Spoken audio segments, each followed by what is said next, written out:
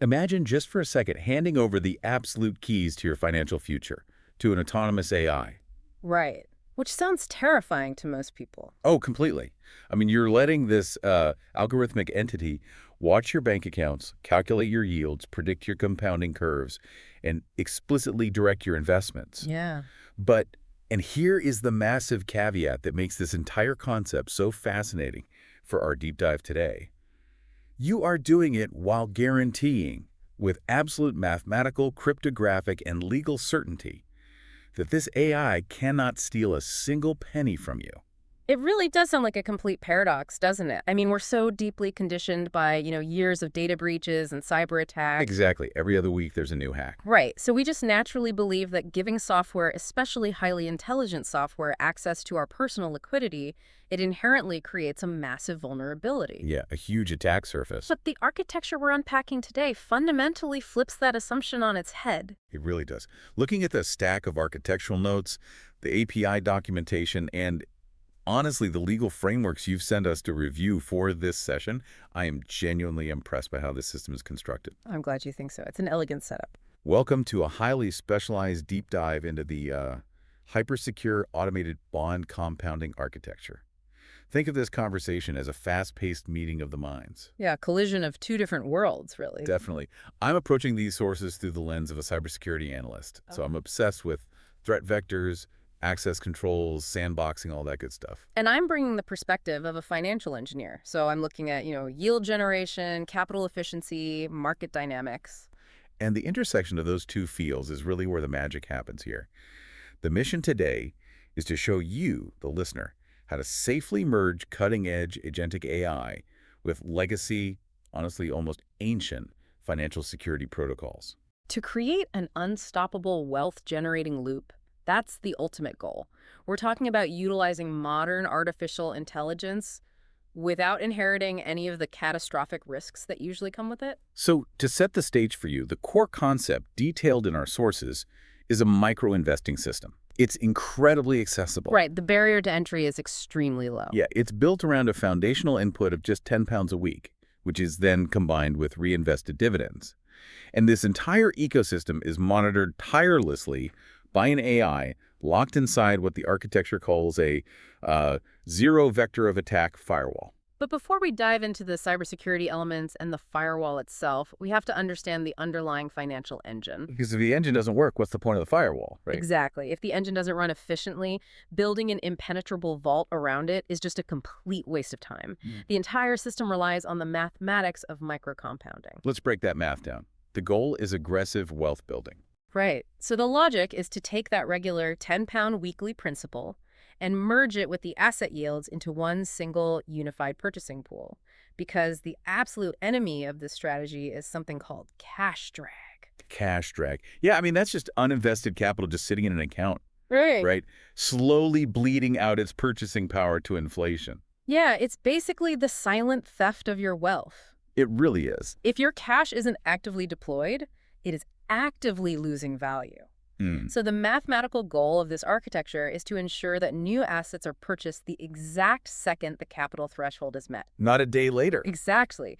As your portfolio grows and those dividends get larger, the time interval between when you can afford the next asset shrinks. It becomes an accelerating curve. Okay, so assuming an annualized yield of around, say, 4%, the synergy of your continuous 10-pound additions plus the reinvested dividends creates this robust exponential growth trajectory. You've got it. It builds momentum. Coming from a software engineering background, I look at this continuous financial compounding, and it looks exactly like a CI/CD pipeline. Oh, interesting. A continuous integration and continuous deployment pipeline. Yeah. In software development, every time a developer commits a tiny piece of CAD, it triggers an automated immediate build of the software. It's constant. Okay, I see where you're going with this. Here, every single time a dropped penny of dividend hits the account, or that weekly 10 pounds clears the bank, it triggers an immediate build, which in this case is a new asset purchase. That analogy holds up perfectly.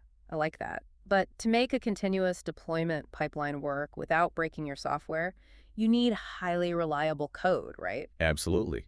You can't have buggy code pushing to production every 5 minutes. Exactly. So in our financial engine, you need a highly reliable asset. The underlying logic dictates that the portfolio's value isn't just about capital appreciation. You aren't just hoping the price of the stock goes up. Right. You are focused on the systematic accumulation of income-generating units. Those units then fund the purchase of even more units. It's a machine. Okay, but let me push back on that logic for a moment. Because if the goal is aggressive, algorithmic wealth building, and we have this highly sophisticated AI monitoring the entire pipeline, why are we programming it to buy boring defensive bonds? I get this question all the time. I mean, why not unleash this intelligence on volatile tech stocks or even crypto to really juice the returns? Because volatility is the absolute enemy of an automated compounding loop. Oh, really? How so? The algorithm requires absolute predictability. It needs a steady, reliable yield to maintain the stability of the loop. If you inject a highly volatile asset, say a tech stock that jumps up 20% one month and drops 30% the next, your compounding intervals become erratic. Ah, so the AI can't properly time the execution. Right. The AI can no longer predict the exact moment the threshold will be met.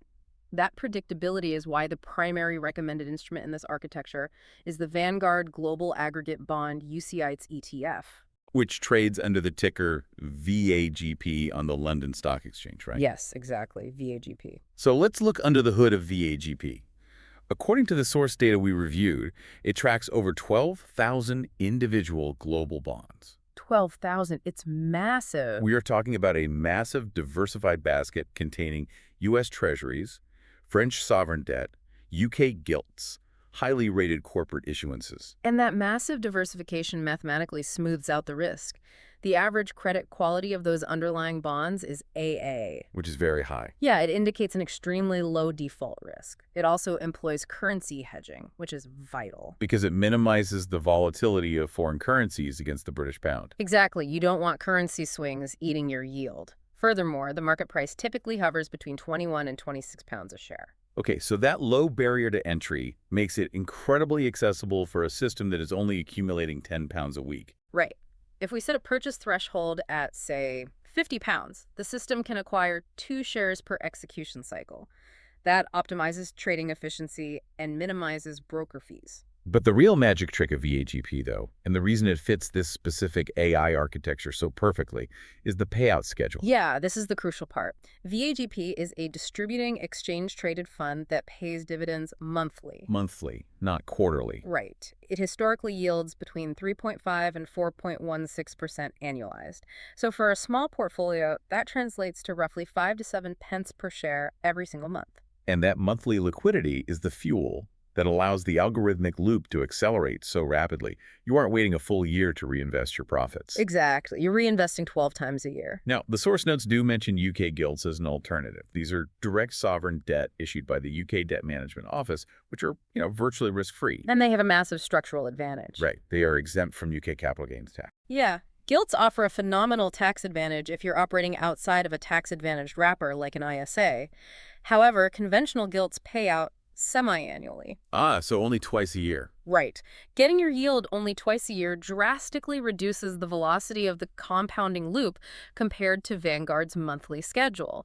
You want that cash drag eliminated every 30 days, not every 6 months. So the speed of the loop is more important than the marginal tax efficiency on a micro portfolio. At this scale, absolutely. Velocity wins. Okay, so we have the engine clearly defined. We're systematically buying VAGP to generate a monthly yield, combining it with our weekly 10-pound deposit and reinvesting it immediately to crush cash drag. Right. But managing that math manually every single week is exhausting for a human being. Mm-hmm. I mean, we would miss days, forget to log in, and the compounding velocity would drop. We are lazy by nature. Exactly. That brings us to the brain orchestrating this system. A high-speed financial engine requires a tireless monitor, but giving an AI access to your bank accounts introduces catastrophic risk. Unless it is perfectly decoupled. Yes. And this brings in the new Hermes agent. Right. Hermes is a self-improving AI orchestrator. It's specifically designed to manage long-running logical tasks without hallucinating or losing its train of thought. Which is pretty rare for LLMs right now. Very rare. Its job here is to monitor what the architecture refers to as a two-pot system. Okay, so let's clarify those pots for you. Pot A is your active checking account, which receives the 10-pound weekly input. Pot B is the uninvested brokerage cash where the Vanguard dividends actually land. Right, and for the mathematical compounding to work flawlessly, the Hermes AI needs to constantly aggregate the liquidity across these two distinct, separate streams. It has to know exactly how much cash exists at any given microsecond. Exactly. But the absolute non-negotiable rule of this architecture is the zero vector of attack. The AI operates strictly as an observer. And this is where the cybersecurity analyst in me gets highly engaged. The system utilizes open banking read-only APIs, specifically the Account Information Service Provider, or AISP, layer. Right, so for someone not writing code every day, how does that actually function under the hood? The concept of API isolation is the core of the AI sandbox, and we really need to understand the mechanics of it. Think of it as a financial one-way mirror. The AI cannot log into your bank. It doesn't have your username. It doesn't have your password. Not at all. Instead, it uses intermediary servers, highly regulated platforms like TrueLayer or Composio. These servers are authorized by the Financial Conduct Authority to pull data. So the AI never talks directly to the bank. Never.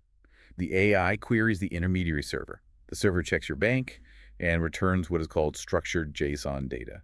And how should we visualize JSON data? It's essentially a highly organized plain text file. It's just a digital ledger. Mm. The JSON string simply says pot A has 20 pounds, pot B has 30 pounds. So it's literally just text. Just text. Yeah. The AI reads that text, does the math, and realizes the total is 50 pounds, which is enough to buy 2 Vanguard shares. Yeah. And at that exact moment, it fires a webhook alert. A Yeah, a webhook is just an automated digital shoulder tap, like an instant text message to a human saying, threshold met, time to buy. The critical takeaway here is that the AI never, ever executes the trade itself. It operates entirely behind a read-only boundary. Strict role-based access control. But, I have to throw a wrench in the gears here because threat modeling demands it. Bring it on. What about prompt injection? Ah. This is the boogeyman of modern AI systems. What if a highly sophisticated malicious actor hijacks the Hermes agent? Maybe they slip a hidden malicious command into a banking transaction reference, commanding the AI to drain the accounts and wire the funds to an offshore wallet. It's a terrifying scenario to consider, especially as AI becomes more autonomous. But within this specific architecture, it is mathematically and cryptographically impossible. Bold claim. Walk us through the mechanism of why it's impossible. It comes down to OAuth 2.1 tokens. When you connect your bank to the system, you go through an explicit, time-limited consent flow with your bank. The token, the digital keycard granted to the Hermes agent, is strictly scoped to read only accounts and balance endpoints. Okay, so it can only see the balances. Think of it like a museum keycard that only opens the viewing gallery. It physically cannot open the vault. There are literally no post or transfer endpoints available in the AI's universe.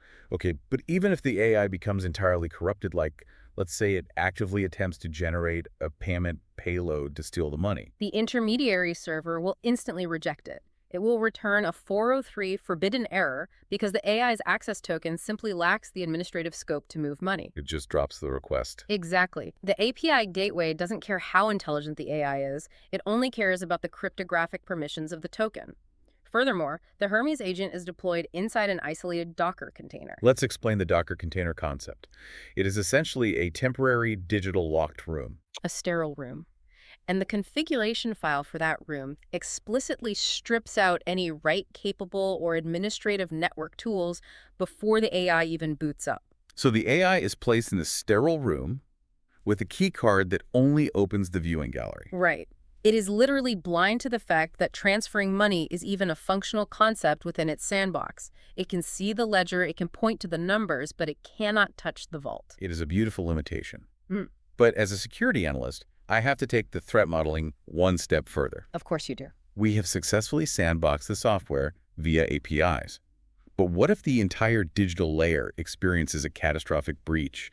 What if a state-sponsored actor compromises the broker or the banking infrastructure itself fails? Well, this is where the architecture shifts from the digital realm into the physical legacy realm. The ultimate fallback. The ultimate firewall protecting your wealth isn't made of code or cryptography. It's made of centuries-old British law. We mentioned earlier that the AI just sends an alert.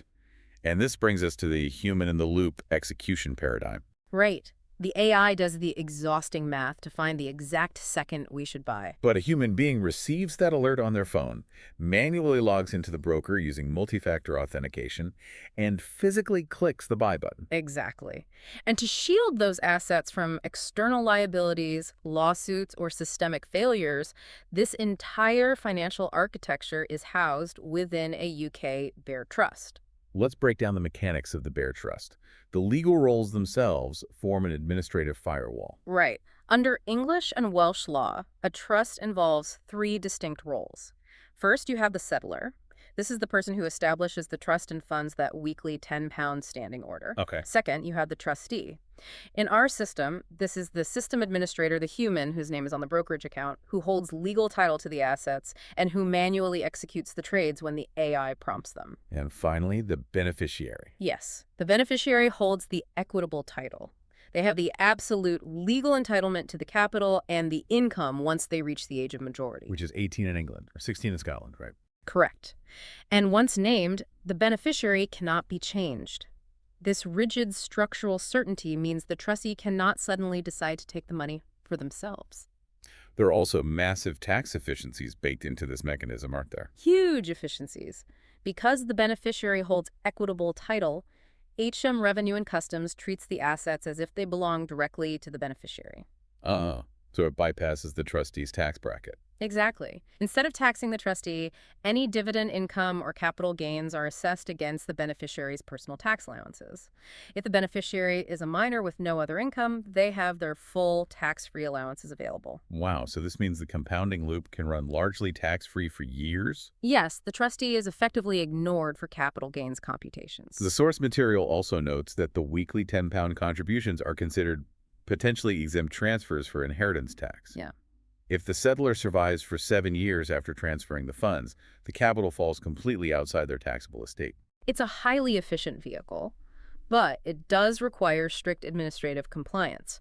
Under the Fifth Money Laundering Directive, trusts created after September 2022 must be registered with the government's Trust Registration Service. So there's paperwork involved. You must provide national insurance numbers, dates of birth, formal declarations. But this administrative burden is actually a feature. How so? It ensures the trust is a formally recognized legal entity, insulating it from informal interference or external claims. Okay, so the legal wrapper is airtight. But what physically stops a hacker who manages to steal the trustee's brokerage password from simply liquidating the Vanguard shares and wiring the cash to a shadow account? I mean, this mechanism is arguably the most brilliant part of the entire architecture. I agree. You're referring to the nominated bank account protocol. Yes. When you set up a Bear Trust account with a regulated UK broker, they hard restrict all outbound cash transfers to a single, pre-verified bank account. And that account must be in the exact identical name of the trust. It creates a rigid institutional air gap. It is physically impossible to withdraw cash from the brokerage to a third-party account. Electronic payments out of the system can only flow back to that specific, verified, nominated bank account. So if an attacker realizes this and attempts to change that nominated account to their own bank, what happens? They hit an impenetrable wall of bureaucratic friction. Brokers deliberately mandate human intervention for this specific action. And we should explain why brokers do this. It isn't just to be annoying, it's about liability. It's always about liability. If a broker automates the withdrawal process and a hacker steals your money by wiring it to an unverified account, the regulatory liability falls heavily on the broker.